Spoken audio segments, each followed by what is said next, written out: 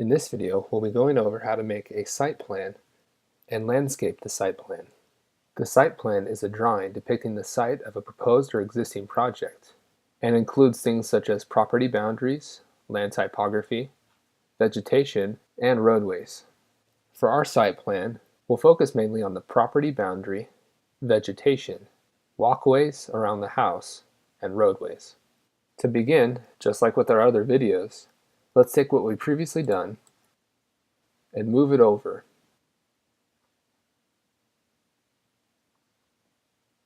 As far as layers go, we really only need the exterior wall, doors, and windows. So let's change that under our layer properties.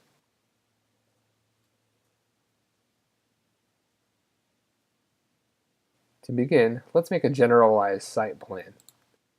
We can depict a site plan by simply drawing a rectangle around our home.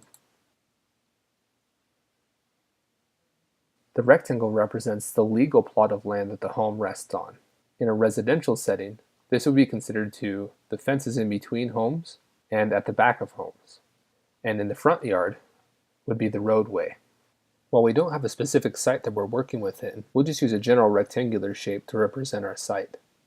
Just ensure that this property line is greater than 4 feet on either side of the home, 10 feet for the rear of the home, and 15 feet for the front of the home.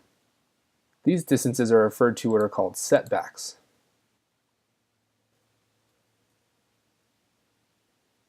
These setbacks ensure that there's enough room around a home in relation to other property lines. The setbacks for the different sides of the home are different depending upon your local residential code. But it seems like our setbacks are of appropriate size, so we'll just trim up these lines. And let's create a new layer for our property line. We'll make it this sort of dark olive color. Now that we have our generic property line surrounding our home, let's add in a roadway in the front. We'll use the concrete layer that we created originally to represent any concrete feature, such as roads and sidewalks. The easiest way to represent a road is to simply draw it on the edge of the property line on the front of the home, offset a distance for the sidewalk, as well as offset a distance for the full width of the road, which could be around 20 feet. While we're on the concrete layer, let's go ahead and add in a path from our front door to the sidewalk and add in a back patio.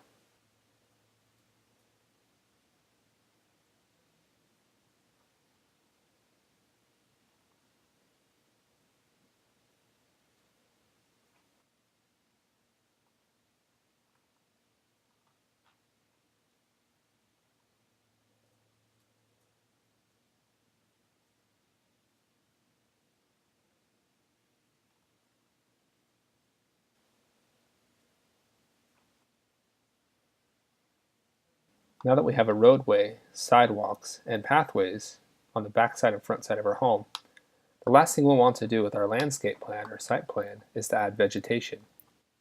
One of the easiest ways to add vegetation is again through the Design Center. There's a landscaping tab under the Design Center that has blocks for things like trees, bushes and shrubs, and even hot tubs and swimming pools. You can play around with your landscape plan and add whatever you'd like. You don't necessarily need to follow mine, but understand that the placement of the trees and bushes will be represented later in our elevation plans, so keep things simple.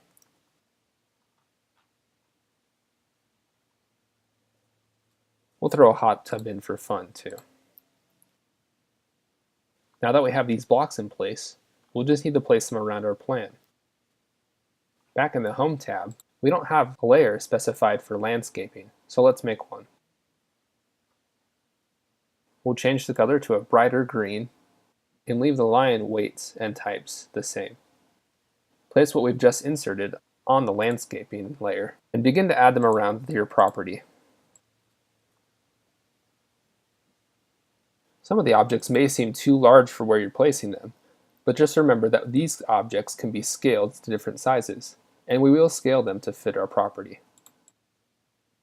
You can use this tree block to represent bushes as well if we scale it down even further.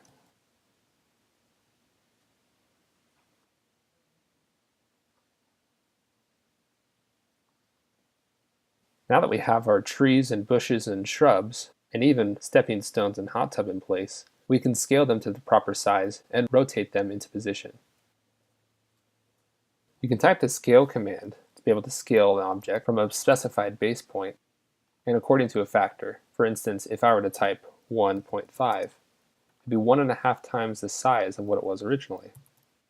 But if I use scale and do 0.75, it'll be 3/4 the size of what it was originally. The scale command is also available under the Modify panel or the Modify toolbar. Scan your objects so they fit a little bit better into your plan.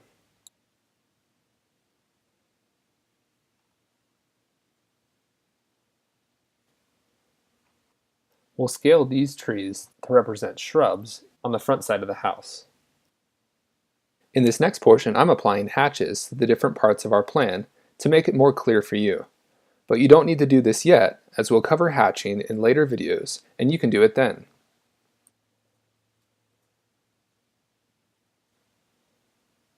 And there you have it.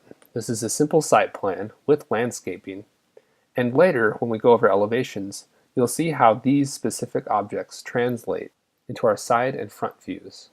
To finish out the site plan, for this view, we'll need to remove everything in the interior of the home because it's not needed at all.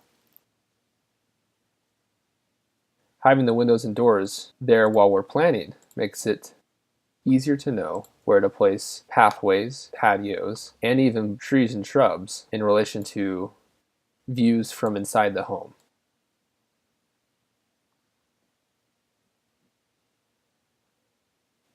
Make sure the outside edge of the home is all connected up, and our site plan is complete.